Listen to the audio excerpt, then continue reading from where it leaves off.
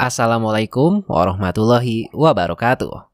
Selamat datang kembali di channel YouTube UTAS. Pada video kali ini, kami akan membahas tentang marketing mix. Video kali ini akan cocok buat kamu yang udah punya merek bisnis atau mungkin baru mau mulai membangun bisnisnya. Jadi, kalau kamu penasaran dengan bagaimana strategi marketing mix ini bekerja, tonton videonya sampai habis. Dan jangan lupa untuk like dan subscribe. Oke, mari kita mulai saja pembahasannya. Jadi, marketing mix adalah aktivitas dan variabel marketing yang menentukan kesuksesan penjualan produk atau jasa dari sebuah bisnis. Pada tahun 1960-an, Jerome McCarthy memperkenalkan konsep marketing mix yang dikenal dengan strategi 4P, yaitu Product, Price, Promotion, and Place. Artinya, kesuksesan sebuah pemasaran ditentukan oleh kemampuan seorang pebisnis memaksimalkan 4 variabel tersebut. Namun, seiring dengan perkembangan strategi pemasaran, konsep marketing mix ini berkembang menjadi 7P. Oke, mari kita bahas satu persatu konsep 7P dalam strategi marketing mix ini. 1. Produk. Produk bisa berbentuk apa saja yang dibuat oleh produsen atau penjual. Dalam hal ini, produk tidak selalu berbentuk barang fisik. Bisa juga berbentuk jasa atau produk digital seperti desain, game, dan aplikasi. Dalam strategi marketing mix ini, yang perlu diingat ketika menciptakan produk adalah kamu harus memproduksi produk yang bisa memenuhi kebutuhan atau keinginan calon pembeli. Misalnya gini, kalau kamu akan merancang sebuah kerudung, kamu harus melakukan riset tentang masalah yang dihadapi oleh pengguna kerudung, keinginan mereka, desain, dan fungsinya. Setelah kamu melakukan riset, ternyata kerudung yang diinginkan adalah kerudung yang praktis, mudah dilepas saat berwudu, dan bahannya adem. Maka, kerudung yang kamu rancang harus bisa memenuhi semua kriteria tersebut. Jadi, kamu harus mencoba menyesuaikan produk dengan kebutuhan pasar, bukan mencari pasar untuk produk yang kamu buat. 2. Price atau harga. Kamu harus bisa menentukan harga yang cocok untuk produk kamu. Harga bisa muncul karena nilai tukarnya sesuai dengan nilai guna yang dirasakan oleh pembeli. Artinya, jika calon pembeli merasa harga terlalu tinggi untuk produk kamu, mereka tidak akan membeli. Sementara jika terlalu murah, maka bisnis kamu yang akan terancam perkembangannya. Tidak ada patokan khusus dalam menentukan harga. Namun, step awal untuk bisnis yang baru berjalan bisa menggunakan rumus break-even price, atau harga terkecil yang bisa kamu pasang pada sebuah produk agar bisnis tidak rugi. Rumus tersebut adalah break-even price sama dengan ongkos produksi dibagi jumlah barang yang diproduksi, ditambah biaya pembuatan per produk. Agar lebih jelas, kita ambil contoh kerudung tadi. Misalnya ongkos produksi termasuk kain, perawatan alat jahit, bayar penjahit, dan lain-lain adalah 50 juta rupiah. Lalu, kerudung yang akan dibuat ada sekitar 1000 piece. Biaya untuk membuat satu kerudung adalah 50.000 rupiah. Maka harga yang didapat adalah 50 juta dibagi 1000 ditambah 50.000, yaitu sama dengan 100.000. Artinya, agar tidak rugi, harga minimal yang bisa kamu pasang untuk satu kerudung tersebut adalah sebesar 100.000 rupiah. Itu step awalnya. Nantinya, ketika kamu berhasil membangun merek bisnis kamu, maka kamu dapat mengkonversikan persepsi merek menjadi nilai yang bisa ditambahkan ke dalam harga jual. Misalnya, satu kerudung untuk brand yang belum terkenal harganya 100.000. Namun, satu scarf dari brand terkenal yang punya persepsinya mewah, harganya bisa jutaan rupiah. 3. Place atau tempat. Tempat yang dimaksud adalah tempat di mana kamu akan menjual produk.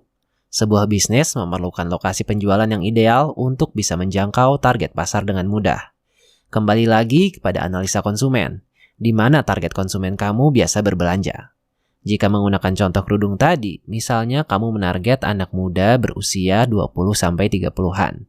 Kamu memahami bahwa target pasar kamu biasanya berbelanja secara online. Maka, dalam strategi marketing mix untuk place ini, kamu harus memiliki toko online, baik itu toko online mandiri ataupun bergabung dengan marketplace. Intinya, kamu harus bisa menemukan tempat termudah bagi konsumen untuk bisa menemukan bisnis kamu dan berbelanja dengan nyaman. 4. Promotion. Promosi merupakan satu hal yang paling penting dalam strategi marketing mix, yaitu bagaimana kamu akan melakukan promosi produk kamu. Promosi ini harus disesuaikan dengan siapa konsumen kamu. Jika calon pembeli kamu lebih banyak menggunakan media sosial, membuka email, atau menonton YouTube, maka kamu bisa memilih saluran promosi online seperti mengirimkan email, membuat iklan di Facebook atau Instagram, atau mungkin mengupload video di akun jualan. Namun, jika ternyata calon pembeli kamu tidak melakukan semua itu, mungkin kamu harus menggunakan saluran promosi yang lain, seperti billboard, spanduk-spanduk, atau mungkin menawarkan produk dengan membagikan brosur. 5. People. Dalam bisnis, kamu membutuhkan orang-orang yang tepat untuk bisa menyampaikan produk kamu pada pembeli terlepas dari besar atau kecilnya bisnis kamu. Mulai dari customer service, bagian produksi, bagian marketing, sampai kepada manajer. Memiliki SDM yang tepat bisa mendongkrak kemajuan bisnis kamu secara signifikan. Kamu harus bisa memastikan orang-orang yang bekerja bersama kamu memang orang yang kompeten dan mampu menyelesaikan tugasnya dengan baik. 6. Proses. Dalam strategi marketing mix, proses seorang pebisnis dari mulai produksi sampai distribusi harus terencana dengan baik. Oleh karena itu, sangat penting membuat panduan kerja atau SOP yang jelas. Misalnya saja, masih menggunakan contoh kasus kerudung.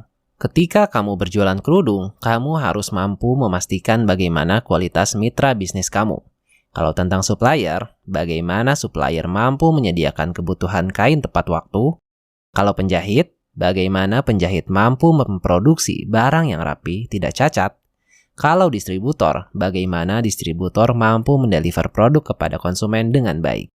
Karena percuma jika penjahitnya rapih dan bagus, tapi ternyata supplier kainnya sering terlambat mengirimkan kainnya, ya otomatis proses produksi pun akan terhambat.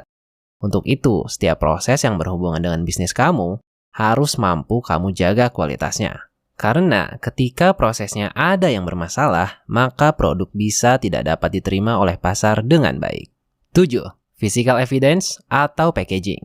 Dalam marketing mix, tampilan fisik merupakan unsur yang sangat penting dalam proses pemasaran produk kamu. Terkadang, pembeli membeli produk karena sebuah tampilan fisik yang unik dan lucu. Hal ini berhubungan dengan perilaku para pembeli yang senang mengupload foto di Instagram. Tampilan fisik produk kamu harus bisa memberikan efek positif pada pengguna. Jadi, ketika kamu berjualan kerudung, maka cobalah bungkus atau kemas kerudung kamu dengan cara yang khas dan menarik. Sehingga, pembeli merasa keren telah membeli kerudung dari kamu. Dalam teori marketing mix, efek semacam ini sangat penting bagi seseorang ketika membeli sebuah produk. Bagaimana? Sudah cukup tercerahkan? Sekarang, kamu sudah mengetahui lebih dalam tentang marketing mix ini. Tapi, kamu penasaran nggak? Kenapa sebuah bisnis penting banget untuk menerapkan marketing mix ini?